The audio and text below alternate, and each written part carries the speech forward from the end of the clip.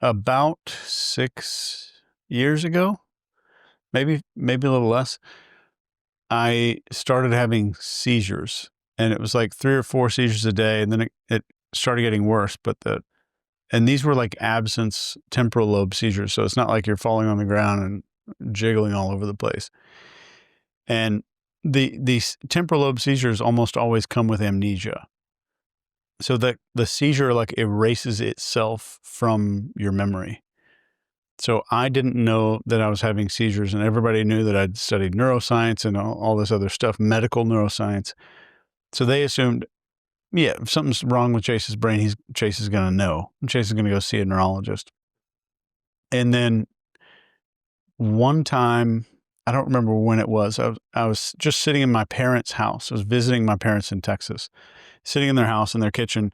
And I was talking to them, and they were saying something, and I just kind of zoned out like this. And then I had to go lay down, and they described what happened to me. And I knew, like, wow, I had a seizure. And like, that was the first realization. It was like 1.5 years I'd been having these. And finally someone described it. So I got diagnosed with temporal lobe epilepsy.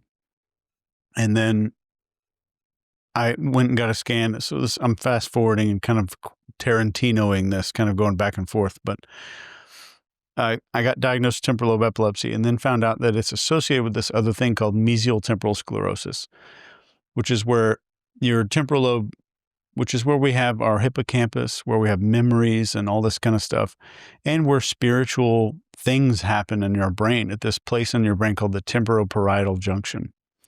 And I found out that I have this sclerosis where your cells are essentially committing suicide, like a neuron killing itself because of, it thinks it's damaged, so it kills itself and then sets off a cascade of lots of neurons doing that.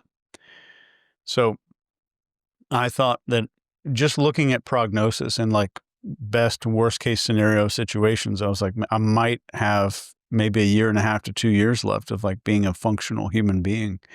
So I dumped everything that I was desperate for. Like, I'm not going to be able to feed my kids. I'm not going to be able to take care of my family. And I wanted my wife and kids to be able to have something. So I just dumped every single piece of knowledge that I've ever been trained in, that I've ever learned, into one giant book, just in case. So at least like if I was gone, like mentally just gone, like scooting around in the house in a wheelchair, who knows? But they at least had this, that they could go advertise it. They could, run ads. They could do stuff to kind of at least sell this one physical product that people could buy. And it literally is almost everything that I've ever taught is all in here. Everything I've ever learned about behavior is all in there. The models, the techniques, the tactics. I feel crazy for putting that much into a book. And it sounds like some shit somebody would say, like, oh, let me market the book. That is all of it. That book even goes into how to use ultrasonic frequencies and all of the stuff that people are like, think are really weird stuff. It's all inside of that book. So ultrasonic frequencies. It all goes in.